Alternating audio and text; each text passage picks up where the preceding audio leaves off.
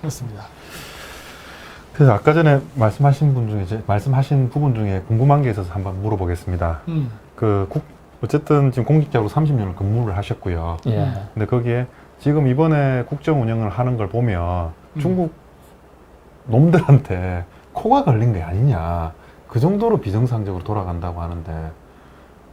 그런 건 없는데 지금 시중에서 뭐 여러 가지 네. 나오잖아요. 지금 뭐 얼마 전에 그 조선족이 고백하는 거 네. 보면은 그 뭐 중국의 우리 정치에 개입하고 이런 게 네. 뭐 굉장히 많다고. 지금 뭐 일일이 확실한 증거를 이렇게 뭐 찾아서 이렇게 뭐 한 거는 지금 없지만은 그 우리 정황상 보면은 네. 이 중국이 우리 정치에 뭐 여러 부분 지금 뭐 보면은 중국 자본에 들어가서 정치인들 우리 김 위원장님 늘 이야기하듯이 이 네. 친중 그 정치인들 많잖아요. 네, 그렇습니다. 다 개별적으로 그냥 노비 당하고 뭐 돈으로 찔러 넣고 이렇게 해가고 그래서 이게 뭐 알게 모르게 어떻게 보면 중국화가 엄청나게 돼 있다니까요. 네. 그러니까 뭐 이거 뭐 지금 요번에 뭐 총선 때도 지금 이 바이러스 때문에 정신 못 차리겠지만은 상당 부분 마수가 아마 있을 거라고 보여요. 뭐 북한도 마찬가지고 북한이라는 이 나라도 항상 대한민국의 그 총선이라는 대선이 있으면은 큰 이벤트가 있고 이렇게 뭐 있으면은 반드시 그냥 지나가는 법이 없어요. 맞습니다. 자기들한테 유리한 정권에 앉아 정권을 세우게 해갖고 뭐 댓글도 달아주고 뭐 다 하잖아. 이게 보면은 그런 공작이 그 통전부에서는 지금도 뭐 온갖 공작을 하는데 지금 저 코가 아마 석자라 갖고 내가 볼 때는 뭐 크게 신경 쓰는지 안 쓰는지 모르는데 반드시 하고 있다고 하는데. 네, 맞습니다.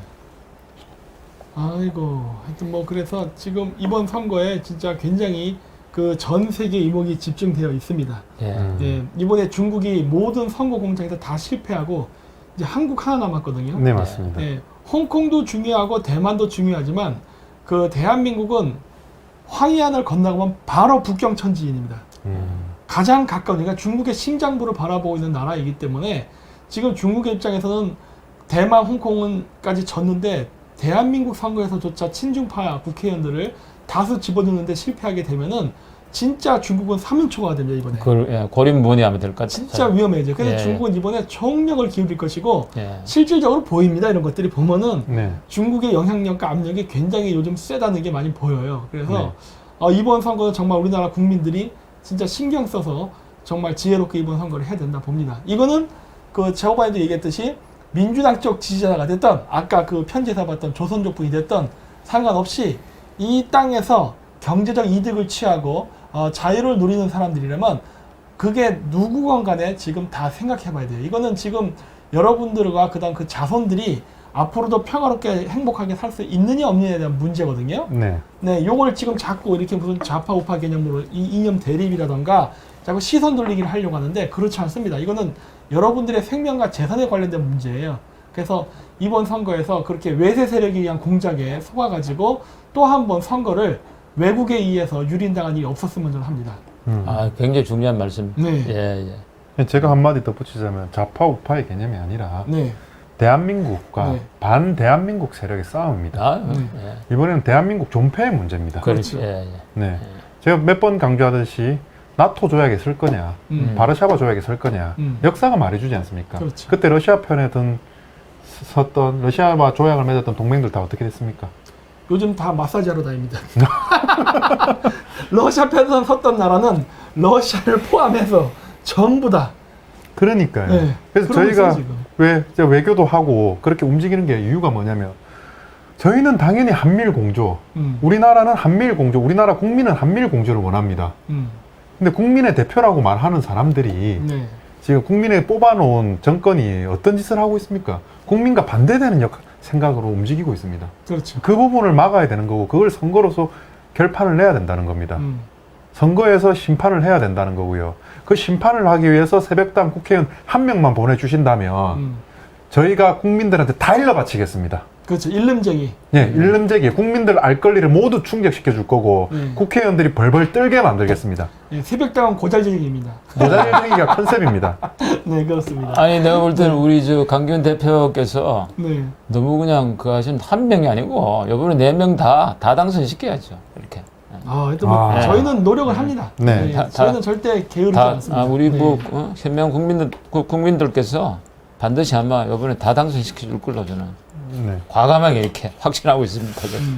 오늘 이제 새벽당 정당이라든지 뭐 이번에 정책 공약 중에 하나가 뭐 반중도 있고 네. 그다음에 공무원 축소가 있습니다.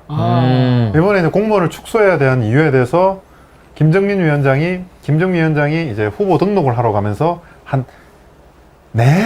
그 후보 등록을 이제 3시, 4시에 김정민 위원장이 와서 새벽 1시까지 있으면서 30분에 한 번씩 공무원 조직에 욕을 했습니다. 그렇죠. 다 잘라야 된다고. 예, 품위 없게 욕을 엄청 했죠. 예, 다 잘라야 된다고. 거의 한 공무원. 12시간을 욕을 했죠. 이번에 실질적으로 겪으시면서 느꼈던 점을 잠깐만 얘기해 주죠.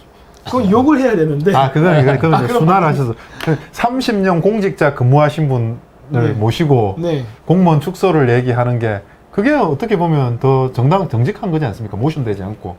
그리고 또 우리 고모님 얘기도 들어보고 그랬으면 좋겠습니다. 이거는 지금 대본에 없습니다. 뭐 고모님 너무 긴장하지 마시고요. 예.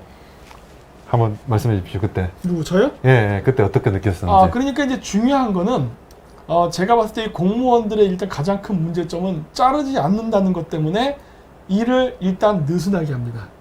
그리고 또 뭐가 있냐면은 그 공무원들이 승진할 때 그 고가 점수를 받는 기준이 어떤 업적과 실적이거든요. 근데 저는 그 업적과 실적이라는 기준을 좀 바꿔야 된다고 봐요. 어떻게 바꿔야 되느냐면 어떤 프로젝트를 했다는 게 업무의 공과가 돼서는 안 된다 봅니다. 그건 일을 시작한 거예요.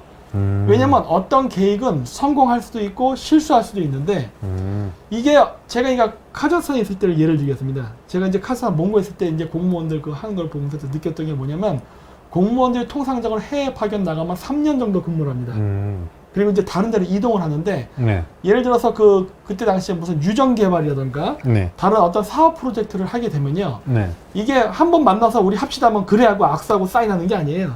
몇 번의 교류가 이루어지면서 협의하고 시간을 끌다가 그리고서 이제 시작이 되거든요. 그러니까 그건 시작일 뿐이에요.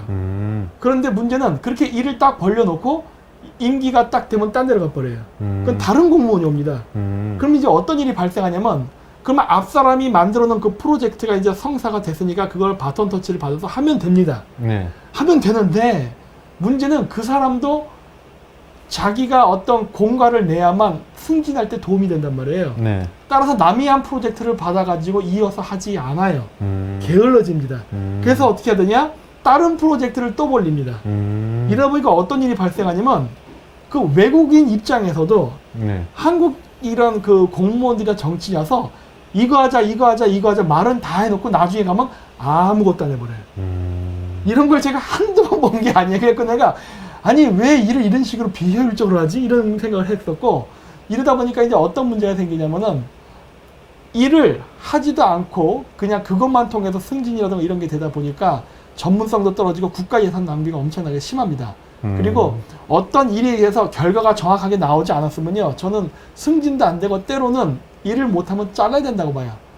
그런데 이 자르지 않는다는 것 때문에 사람들이 이렇게 일을 느슨하게 하고 그냥 단순히 자기가 승진할 수 있는 요건에 맞춰서만 딱 일을 하고 그 외에 일은 아무것도 안 하면서 좀 이렇게 탱자탱자 노는 게 아닌가 싶고 그리고 이제 공무원들이 안 잘리는 것 때문에 사람들이 그 공무원 시험을 요즘 많이 보거든요. 저 때는요. 5급 행정고시를 보는 게 공무원 시험이지 7급, 9급은 시험으로 쳐주지도 않았어요. 저희 때는. 그리고 7급, 9급은요. 그냥 신청서만 넣어도 될 정도로 아주 쉬웠습니다. 저희 때까지만 해도. 지금은 어렵다고 들었어요. 자, 그런데 이제 문제는 이러다 보니까 우리나라에서 공부를 잘하고 똑똑한 인재들이요. 죄다 글로 가버립니다. 죄다 글로 가다 보니까 어떻게 돼요? 똑똑한 젊은 애들을 죄다 글로 데리고 가서 바보 멍청이를 만들어버리는 거예요. 이번에 보셨지 않습니까? 위원장님 그 등록할 때 그 많은 공무원들이 제가 혹시 몽골보다 비효율적이냐고 물어봤습니다. 박빙이죠, 진짜. 아, 박빙입니까? 박빙이죠. 그러면 중앙선거관리위원회는 이번에 몽골과도 박빙이었습니까? 그러니까요. 네네. 제가 대학교 그 등록 서류 절차할 때랑 비슷한 느낌을 받았어요. 뭐 서류에 뭐 도장 안 찍혔다, 줄이 잘못됐다 이런 걸 시비 걸면서 하고 네. 정작 내용은 안 봐요. 네네. 이거 똑같은 겁니다. 우리 이번에도 선거 등록할 때 그 걔네들이 봤던 게 뭐냐, 예를 들어 연세대학교 졸업 하면은 네. 그렇게 쓰면 안 되고 뭐 연세대학교 무슨 학과 졸업 이런 식으로 쓰라고 이렇게 또 학과가 얘기하잖아요. 아니고 또 법과대학이라고 해야 된답니다. 그것도 소속 묶음. 단과대학. 하여튼 뭐 그런 식으로 하는데 네. 제가 예전에 그 몽골에서 박사학위 할 때 똑같았었어요. 논문 심사를 딱 가잖아요. 그런데 논문 위원들이 딱 앉으면은 그 사람들이 보는 게 뭐냐면 처음에 서류입니다. 제 논문을 안 봐요. 그러면서 1번 서류 뭐, 2번 서류 뭐, 그래서 서류를 보면서 서류 심사를 해요. 그래서 서류 심사를 하면서 띄어쓰기가 잘못됐다 이런 걸 보고 있습니다. 네. 그리고 내가 그랬어요. 교수님, 그건 제가 나중에 고칠 수 있으니까 네. 서류가 빠지지 않았나만 체크해서 모든 서류가 구비됐으면 빨리 논문으로 나갑시다. 내 논문에 뭐가 써 있는지를 봐야 될 거 아니에요. 근데 이 논문 내용이 잘못됐는가, 고칠 게 있는가, 아니면 하여튼 잘된 이런 거를 얘기해 줘야 내가 그거를 받아서 또 이제 다시 논문을 수정을 해서 다시 쓸 거 아닙니까? 네. 얘기하는 이 사람은 관심이 없어. 서류만 보고 있는 거예요. 근데 이번 선거관리위원회가 똑같은 짓을 하더라고요. 나를 봐야 될 거 아니에요. 나라는 네. 사람이 누구인가를 안 봅니다. 안 보죠. 그러니까 참 답답하더라고. 네. 네.